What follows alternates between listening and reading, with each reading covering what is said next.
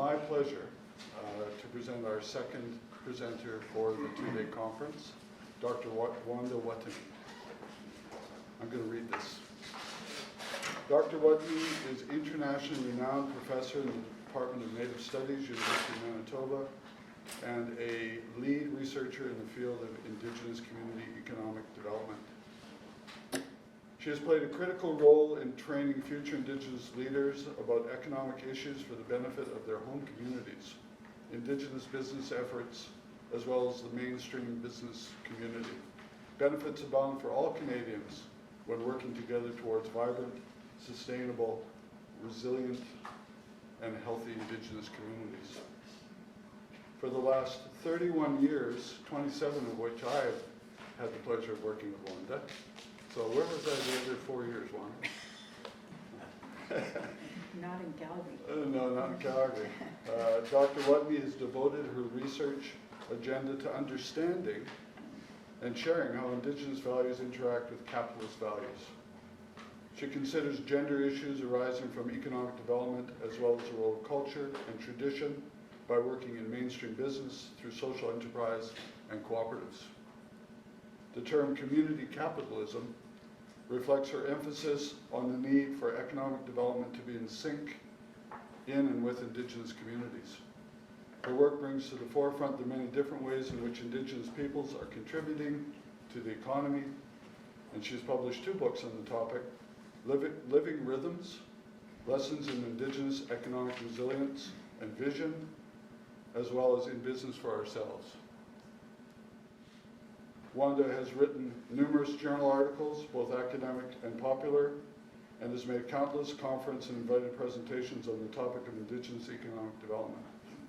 Her work with undergraduate and graduate students in the faculties of arts and business schools across the country for 21 years has increased exposure of future leaders to Indigenous economic issues. The Women's Executive Network named Dr. Wuttenee one of Canada's top 100 for 2011 as a trailblazer and trendsetter. She was awarded the Women of Distinction, Education and Training in 2009 and was a member of the 2003 Commonwealth Study Conference for Leaders.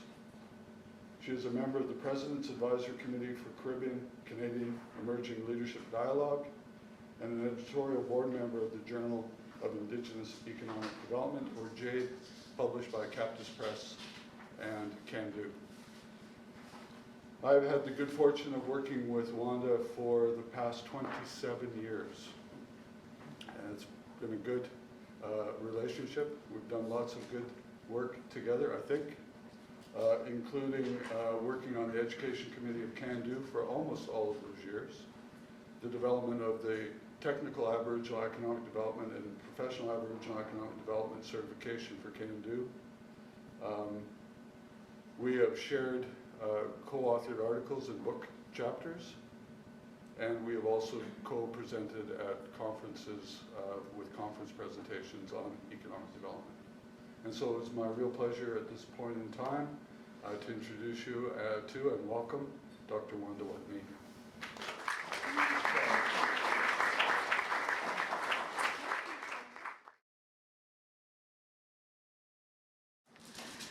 A gift from Manitoba. Thank you so much for the elders and the opening this morning. It was lovely.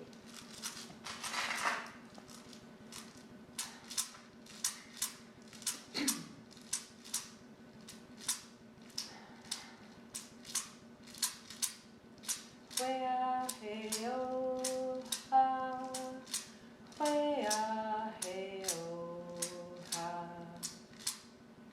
wea heo ha, wea heo ha.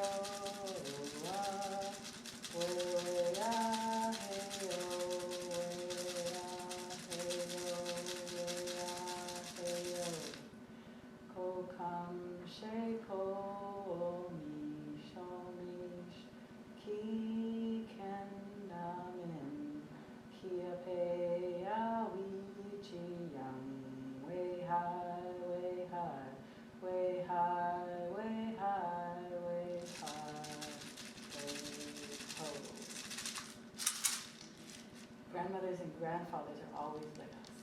And, I'm Cree, but that's a Soto song.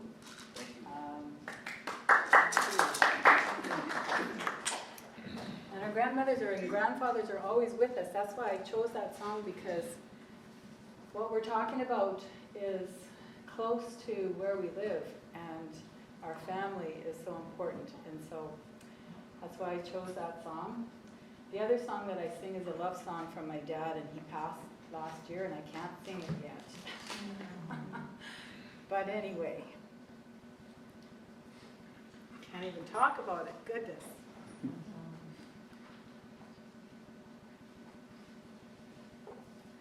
So, Warren asked me last September if I would come and talk to you, and I said sure.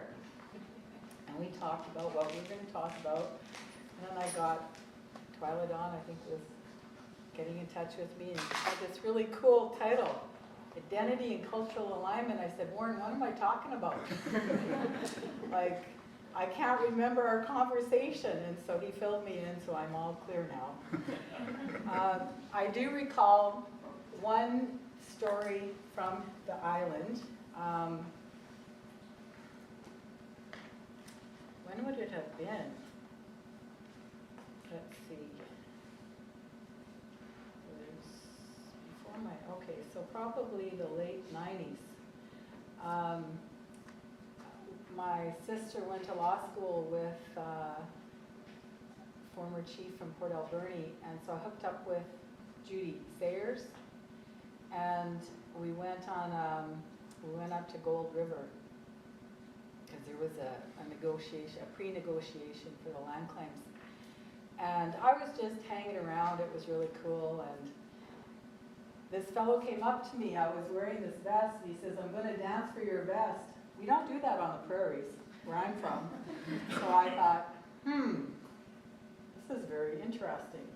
So I went and asked Judy, I said, so what's this all about? She explained it to me. And it's similar to what we do in the prairies. If we know that somebody truthfully, truly in their heart really loves something that you have, you give it to them. So that's what he was doing. So I thought, I had no hold on the vest. I was just disconnected between my brain and my mouth. Because he came again, and I just stood and looked at him. So he never got my vest. I did see the dancing. They did a demonstration of the dancing, but I just always wish I could have given him my vest. I would have, but it was just like, it was like astonishing. When he came up and I figured what he was, or I understood what he was doing, anyway. So that's one of my memories from Vancouver Island. But it's a pleasure to be here. Tanse Niyama Wakta Miksuichi Ochchi. I do not have my language, but my dad did, and he taught me to say, my grandmother gave me my name, Water Lily, and I'm of the Eagle people of the Eagle Hills. So I honor my dad and my ancestors, my grandmothers and my grandfathers. So identity and cultural alignment. I think you could go a lot of ways, and we're going to try to go different ways and different angles at this. And I have an hour and a half. So y'all are going to do some of this, not just me, sorry. But what I really find fascinating, and I really appreciated what was talked about with the sharing circles, was, and in ours too, especially, I felt it really, where we recognize that we have these issues, these challenges, but we talk about how we get through them, under them, over them, around them, that resilience that keeps us moving forward. And I think this is a really wonderful opportunity to share some of our experiences, share our wisdom, and it didn't happen in our group, but I'm hoping it will. Sense of humor, because humor is what makes it all. You know, when you got those issues, if you can laugh a little bit somehow about something, just makes the day go by, and we have that energy to get back up and tackle those hard issues. So there's substance and process, I think, in identity and cultural alignment. I'm probably going to lean towards a little bit of more process side. And I think the substantive part of this is going to be in your sharing circles, because you'll be able to talk about the experiences that you've had and where you've had the challenges and moved through, or you have a challenge and other people have moved through, or whatever. But I think that that's where it's going to begin. And what I would like to do is just sort of put myself in the picture, because I want to talk about identity. And I don't want to talk about it at the academic objective perspective. So that's why I want to put myself in it. And I think it's totally appropriate for this kind of setting and interaction, because we're trying to understand each other.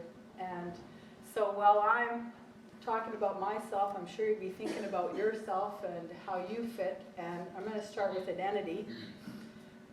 We've talked about it already a little bit.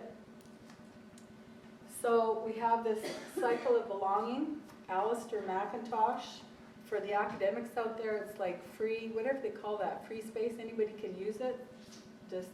So I thought it was really good. Sorry?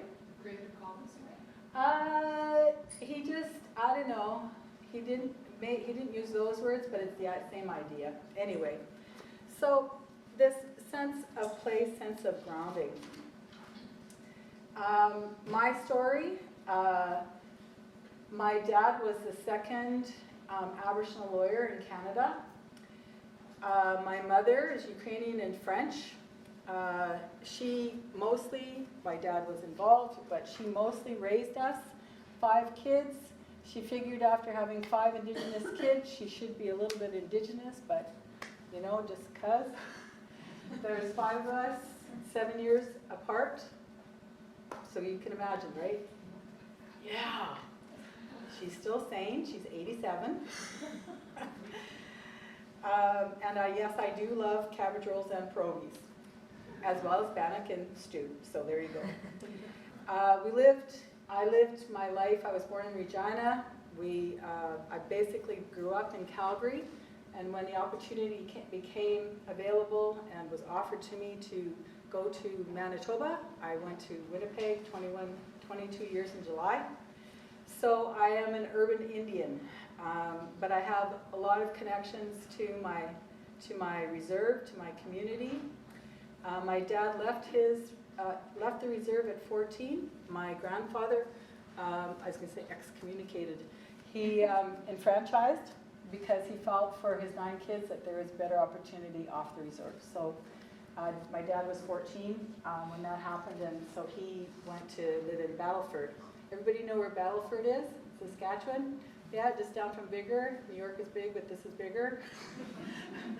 Red Pheasant to my reserve is just in between there, Bigger, Red Pheasant, and Battleford. But anyway, so I do remember my dad always being proud of his background, who he was. He's very active. We heard this morning about AFN being formed around 1969 in the White Paper. My dad started the Natural Indian Council that formed into the Brotherhood, formed into AFN. So he's very active politically. Very proud to do that work. We visited our relatives regularly. And so I have a connection there, but I have not lived there. So sense of place, that's my grounding, my family, I would say. My sense of identity comes from my faith. My faith infuses everything that I am. I'm a wife. I'm a mother with 2 kids. Yes, did I bring a picture? Absolutely. You betcha. My daughter Drew and my son Cody.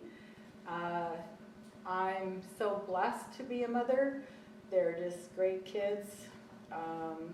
Been through, I must say, a hellish teen years, but they came out of it.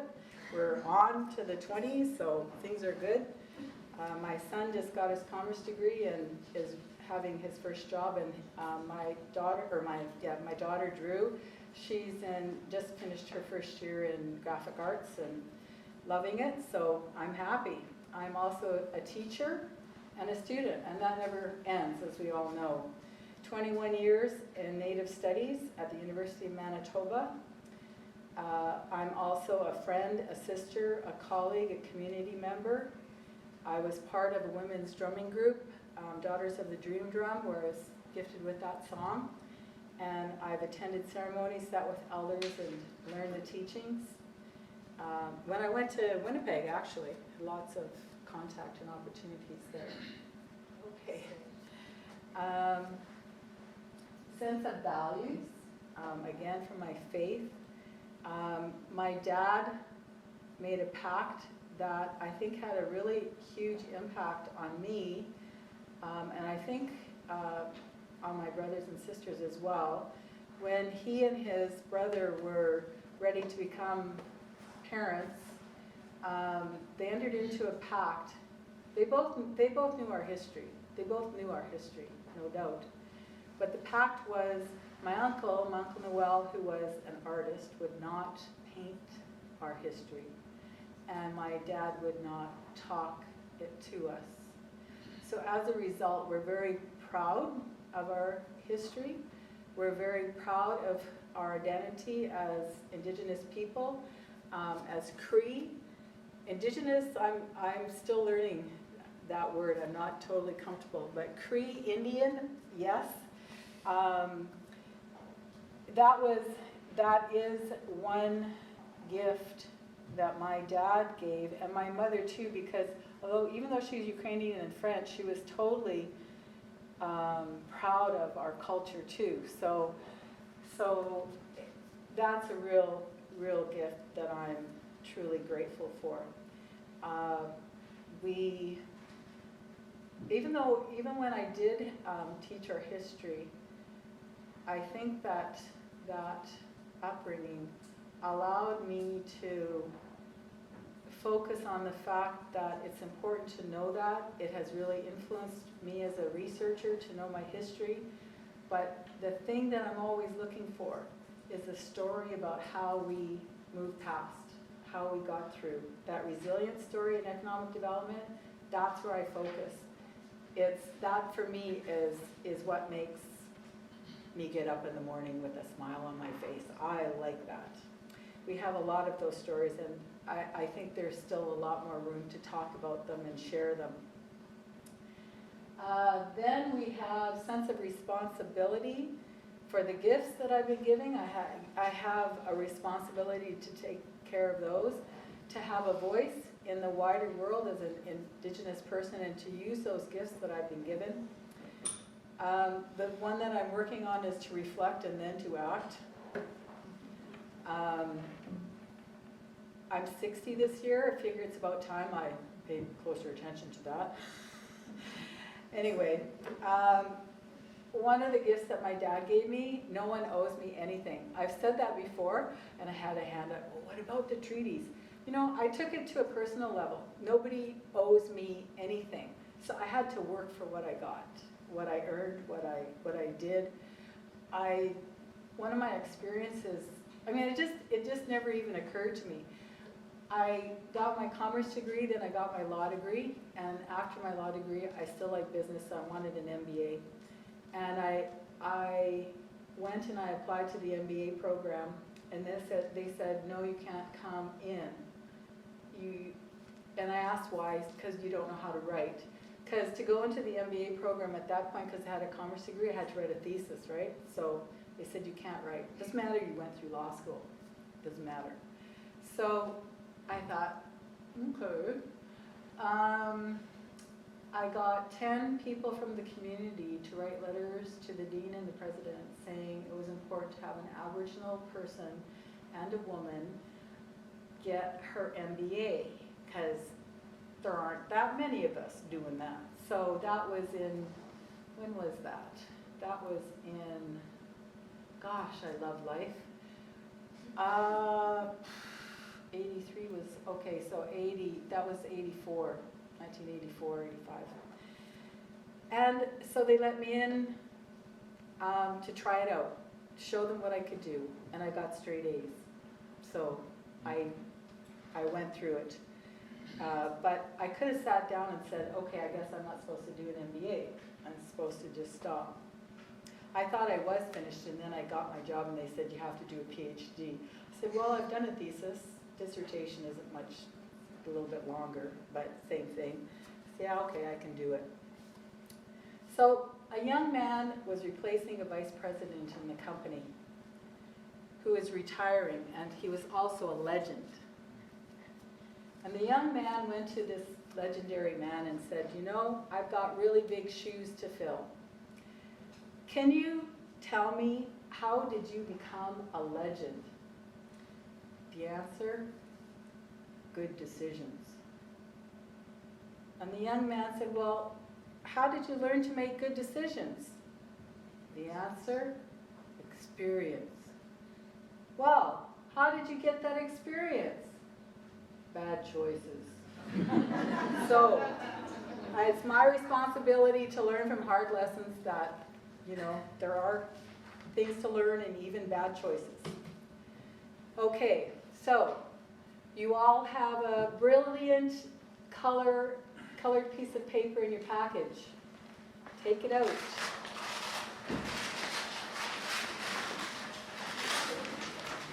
No observing. No observing. No observing. Oh,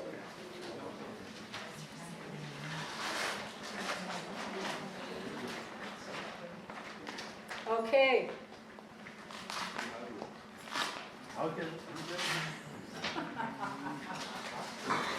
This is the beginning of your homework. Okay? Yes. Ah. Okay. No words. No words. It means pictures. No words. We're wordy people. Pictures. It's in honor of my daughter. Okay, this is the question that you're going to draw the answer to, okay? What kind of community am I working to build? Sorry, I don't have a slide for that. What kind of community am I working to build? Can you do a pen? Oh, I thought you said No. Homework now. It's a now homework, not a later homework.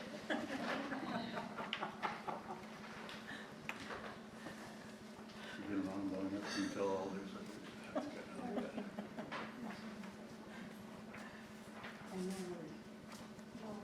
You can reflect before you can draw. Yeah, before you draw.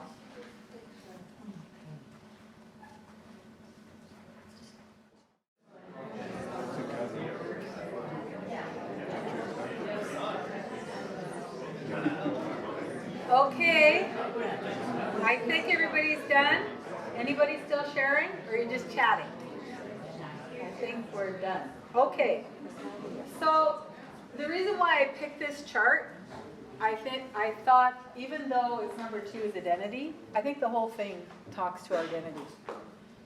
You go into a workplace, and I mean, I think the thought would be is, how do you fit in there? You know, given your identity and your culture. So you're trying to align it. It's some kind of process, right? So you may want to go work at Royal Bank, 9 to 5. Nothing against Royal Bank, any bank. A bank. I think they're all the same.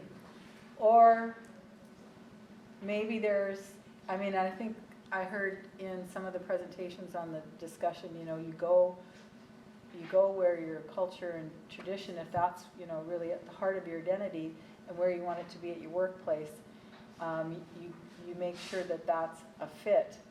The idea of those drawings that you shared of your dreams, how do you take those dreams into the workplace? It's like the future, right? This is what you want for your family, for your kids. This is your dreams.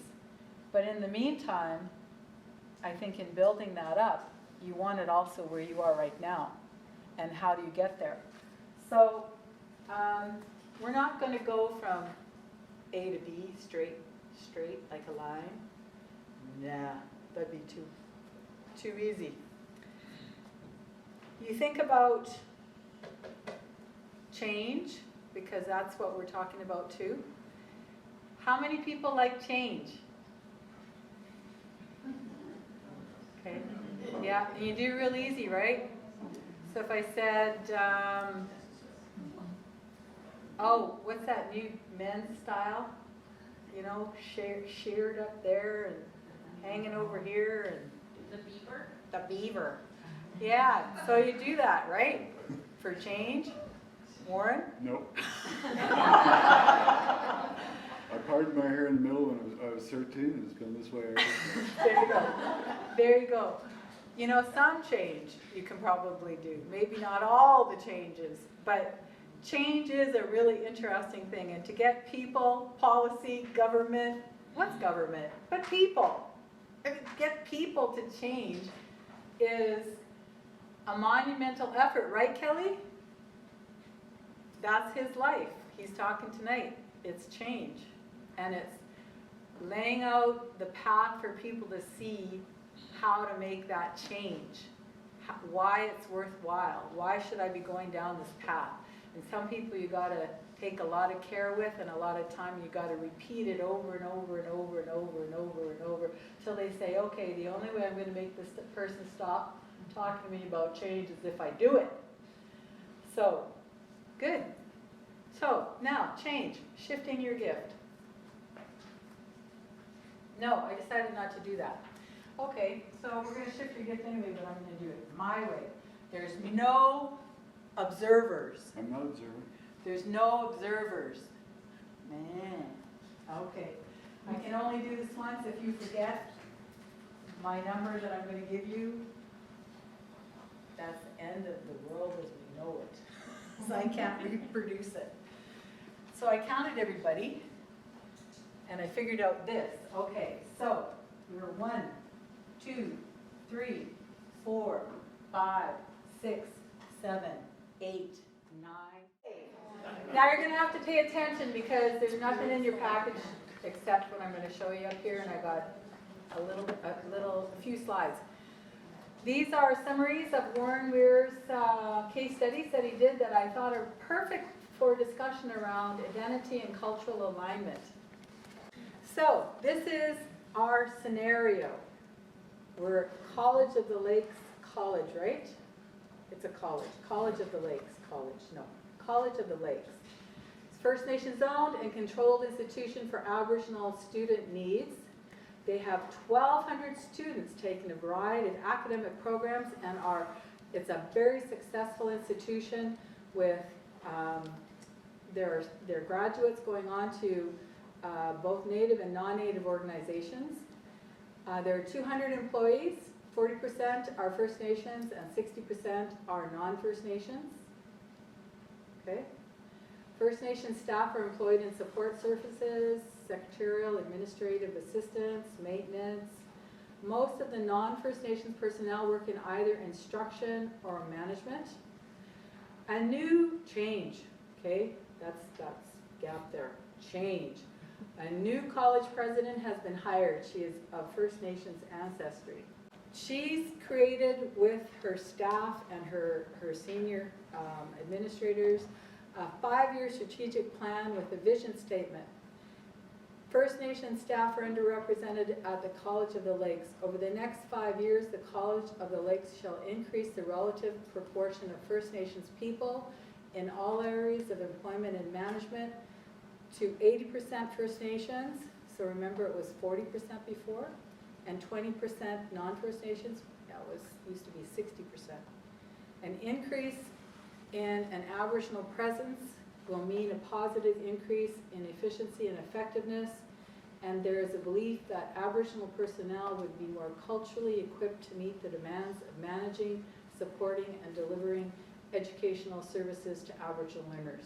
So we have a situation, there's change going to happen, dealing with what is perceived as